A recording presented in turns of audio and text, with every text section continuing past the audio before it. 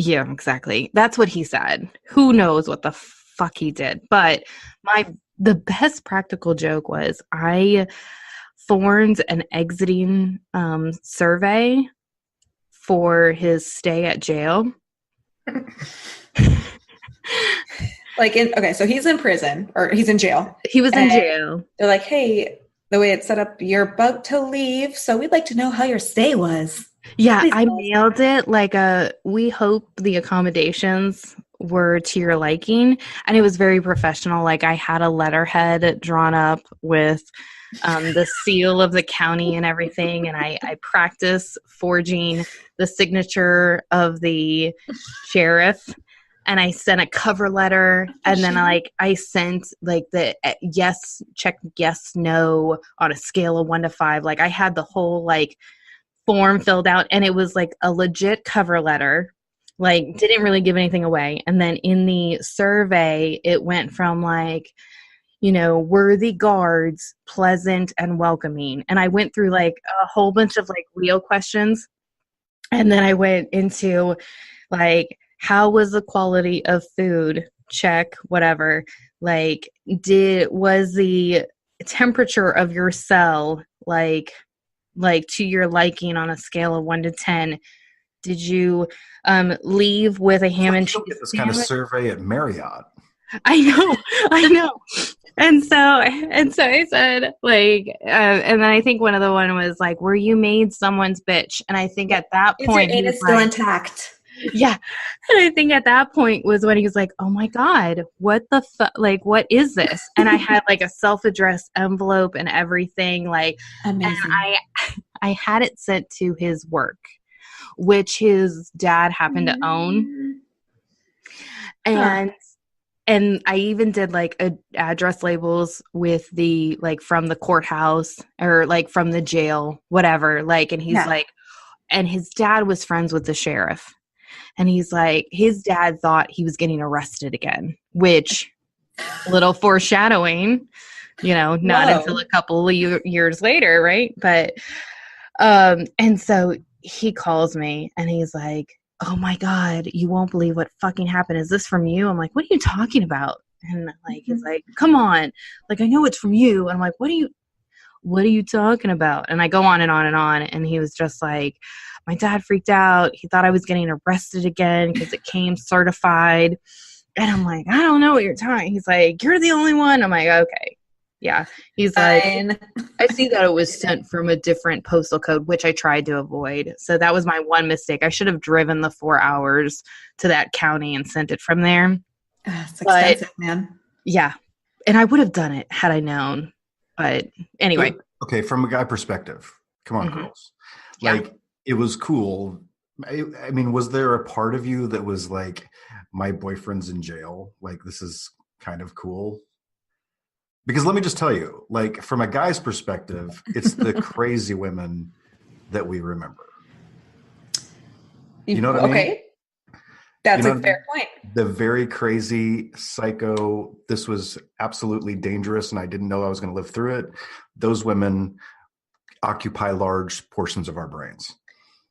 Memorable in a fun way or memorable in a, wow, where was I in that point in my life way? Like where you're questioning your own decisions at that point in time. We're all a little crazy. It's just how much you let out. And I'm sorry if this is going to be unpopular. If a chick's like, what do you mean? We're not all crazy. You have an element of psycho you need to manage.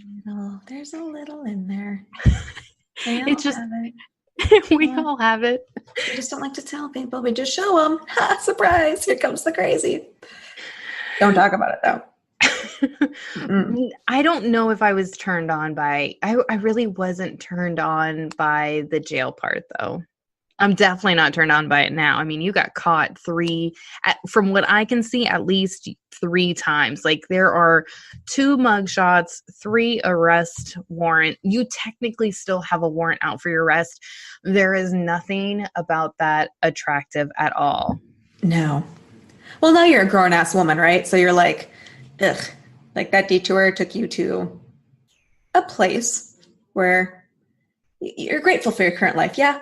You're feeling good about it. But it's still like going to Walmart at 3 a.m. in the morning. I mean, really, all you're doing is measuring your choices against everybody else that shops at Walmart at 3 a.m. and you feel good about yourself. You're like, wow, I'm doing well. Have you looked at have you played the Detour game yourself recently? Myself. Yeah. Oh, or Cassie? No, Brian, please tell me, have you? I would love to know if you had. Well, I don't know. I thought we started with like horrible breakups, but like, I mean, I did my first wife, I did walk in on her and her boyfriend in our house. Oh no. And it wasn't sad. I mean, it was just like whatever it was, but I did take like $250 out of his wallet. Good. And I thanked him in mid pump. He went into a frozen state. And then like, I think, like 6 months later, we were both sitting next to each other in a paternity testing. No. Yeah, that was fun. So that was super weird. That was a breakup that didn't even need words. Like it was just like, I'm walking out, so. What happened? Have you seen her since? I have. And I'm glad that our paths went different directions. All sorts of crazy, huh? Have you walked in on anyone, Cassie, mid-pump?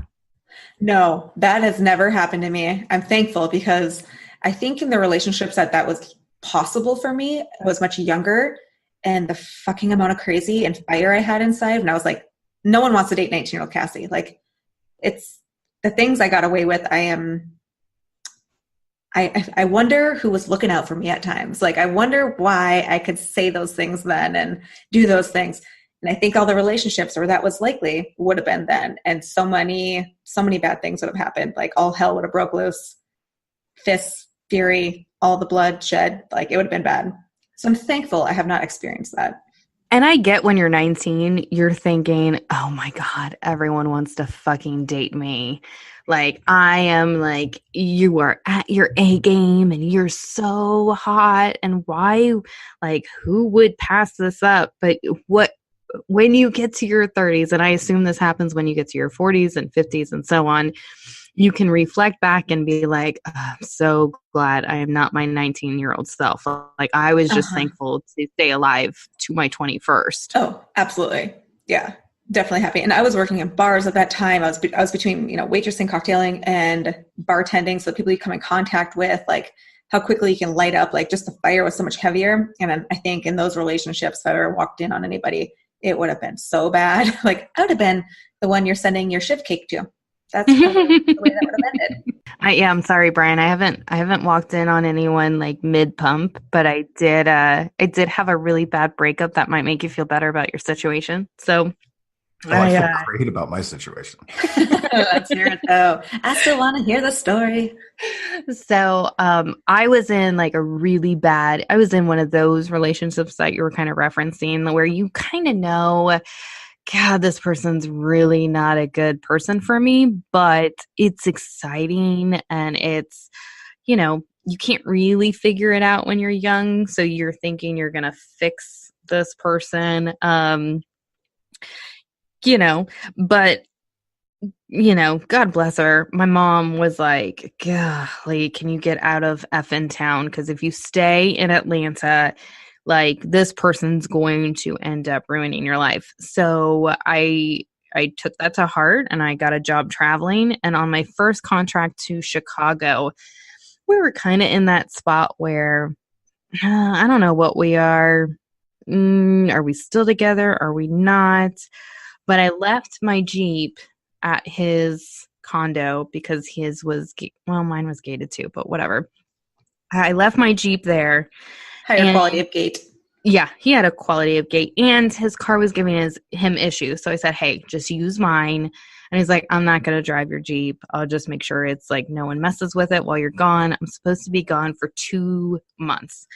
And so I leave my Jeep, but I have the wherewithal to jot down the mileage and put a couple of my personal belongings in the Jeep and also put a FSU garter belt, which saying that out loud just sounds so cliche and tragic, but it was so long ago. I'm not even going to feel sorry about real it. Quick though, there's garter belts that have FSU on it. Like they sell them online, a store.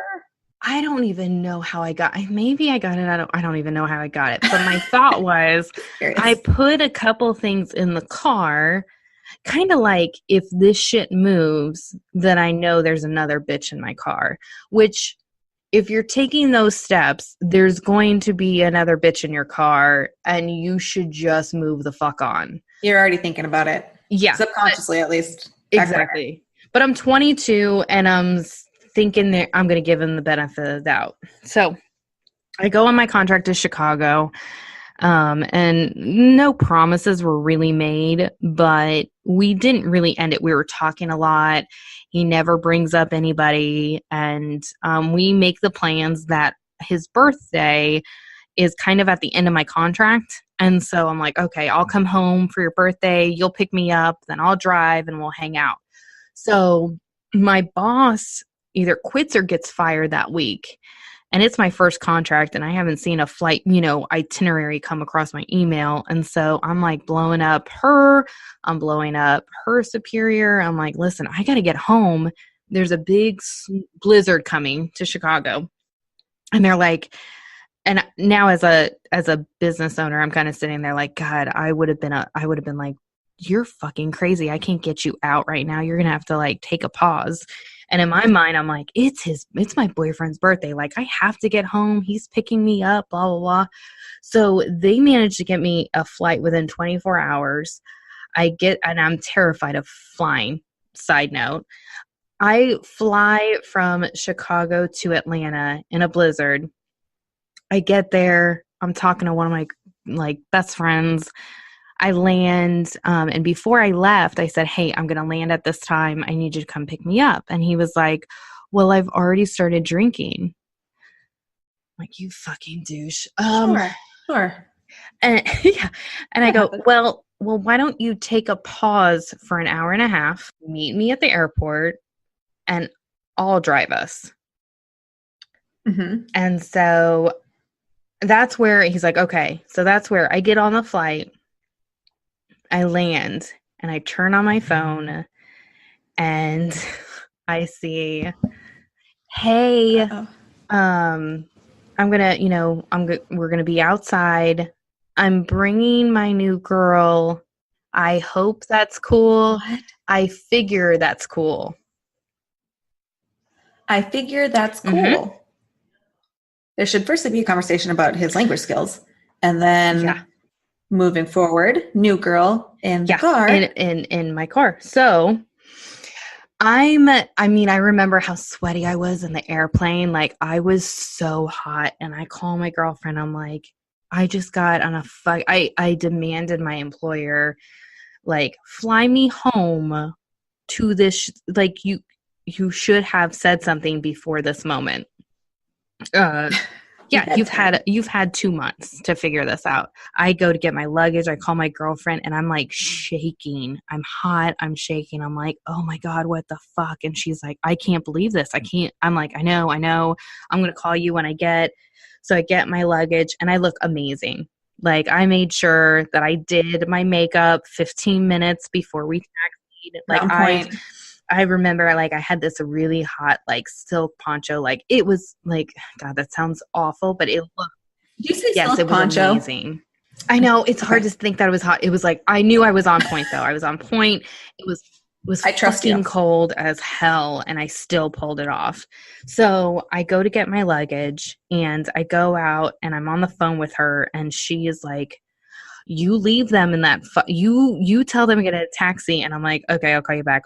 She's like, nope, keep me on the phone. So I keep her on the phone and he gets out of my Jeep, brings my Jeep, gets out of the Jeep, said, hey, let me get your bags for you. I'm like, mm-hmm.